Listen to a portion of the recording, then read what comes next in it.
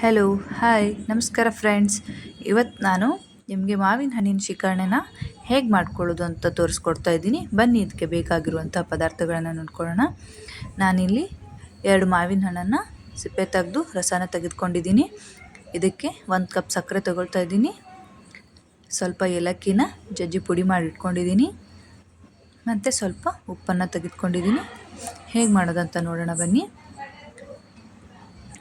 ನಾನಿವಾಗ ಮಾವಿನ ಹಣ್ಣಿನ ರಸಕ್ಕೆ ನಮಗೆ ರುಚಿಗೆ ಎಷ್ಟು ಬೇಕೋ ಅಷ್ಟು ಸಕ್ಕರೆನ ಸೇರಿಸ್ತಾ ಹೋಗ್ತೀವಿ. ಅದಕ್ಕೆ 1 ಟೇಬಲ್ ಸ್ಪೂನ್ ಉಪ್ಪನ್ನು ಸೇರಿಸ್ತಾ ಇದ್ದೀನಿ. ಮತ್ತು ಏಲಕ್ಕಿ ಪುಡಿ ಮಾಡಿಕೊಂಡಿರುವಲ್ಲ ಅದನ್ನು ಸೇರಿಸ್ತಾ ಇದ್ದೀನಿ.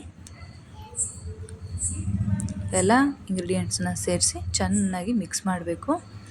ಮಿನಿಮಮ್ 5 to 10 ಮಿನಿಟ್ಸ್ ಮಿಕ್ಸ್ ಮಾಡಿದರೆ ಸಕ್ಕರೆನೂ ಕರಗೋಗುತ್ತೆ. ನೀವು ಸಕ್ಕರೆ ಬದಲು ಬೆಲ್ಲನೂ ಸೇರಿಸ್ಕೊಳ್ಬೋದು, ಬಟ್ ನಾನಿವತ್ತು ಸಕ್ಕರೆ ಸೇರಿಸ್ಕೊಳ್ತಾ ಇದ್ದೀನಿ. ಸಕ್ಕರೆಗಿಂತ ಬೆಲ್ಲದ ರುಚಿನೂ ಚೆನ್ನಾಗಿರುತ್ತೆ. ನಿಮಗೆ ಯಾವುದು ಇಷ್ಟನೋ ಅದು ಸೇರಿಸ್ಕೊಳ್ಬೋದು. ಟೋಟಲಿ ನಮ್ಮ ಮಾವಿನ ಹಣ್ಣಿನ ಶಿಕರಣೆ ರೆಡಿ ಆಯಿತು.